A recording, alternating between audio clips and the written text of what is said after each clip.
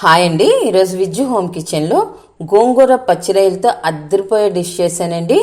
Super taste వచ్చింది. మీరు కూడా పూర్తిగా వాచ్ చేసి ట్రై చేసి కామెంట్ చేయండి. ఇప్పుడు ఈ గోంగూర రొయ్యలను ఎలా తయారు చేసుకోవాలో చూపిస్తాను. ఈ సైజు రొయ్యల్ని తీసుకొని నీట్గా సాల్ట్ వాటర్లో క్లీన్ చేసుకొని ఒక బౌల్లోకి తీసుకోండి.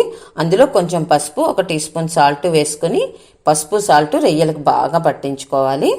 రొయ్యలన్నిటికీ బాగా పట్టించుకొని ఒక 15 నిమిషాల పాటు పక్కన పెట్టుకుందామండి.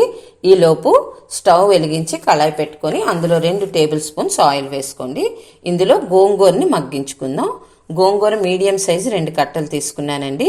బాగా వాటర్లో ఇసుక లేకుండా క్లీన్ చేసుకొని ఇలా ఆయిల్లో వేసుకొని మెత్తగా పేస్ట్లా చేసుకోవాలి.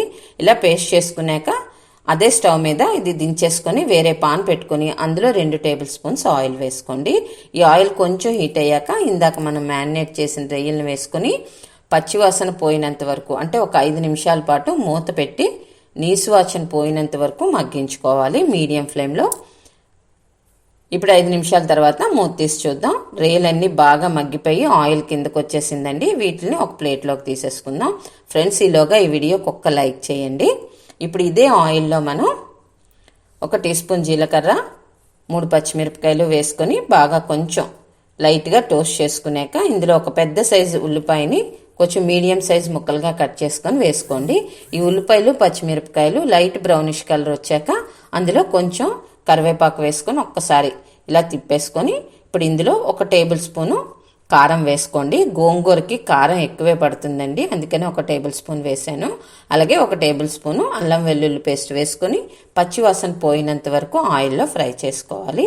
ఇలా ఆయిల్ పైకి తేలుతున్నప్పుడు ఇందాక మనం ఫ్రై చేసి పెట్టుకున్న రొయ్యల్ని ఇందులో వేసుకొని ఈ పేస్ట్ అంతా కూడా మొత్తం రొయ్యలకు పట్టేటట్టు కలుపుకున్నాక 1 టీ స్పూన్ ధనియా పౌడరు, 1/2 టీ స్పూన్ జీరా powder, 1/2 teaspoon garam masala వేసుకోండి. మసాలాలు ఎక్కువ వేయకూడదండి, గోంగూరకి టేస్ట్ పోతుంది.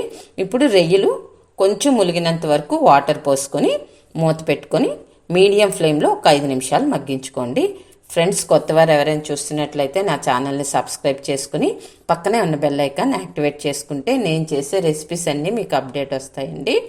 ఇప్పుడు ఇలా ఎగురు కొంచెం చిక్కబడాక మనం గోంగూర పేస్ట్ వేసేసుకొని ఈ గోంగూరకు సరిపడిన సాల్ట్ని యాడ్ చేసుకొని ఒక్కసారి అంతా తిప్పేసుకోవాలండి. ఇలా అంతా తిప్పుకొని మూత పెట్టేసుకొని 2 నిమిషాలు మగ్గించుకుంటే సరిపోతుంది, రెడీ అయిపోతుంది. ఫ్రెండ్స్, మీకు నచ్చినట్లయితే లైక్ చేయడం మర్చిపోకండి. అలాగే మీ ఫ్రెండ్స్కి రిలేటివ్స్కి షేర్ చేయండి. Thank you for watching.